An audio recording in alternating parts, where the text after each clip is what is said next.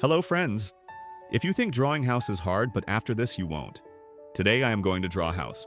First, take a clean white paper and draw a simple rectangle in the center for the main body of the house.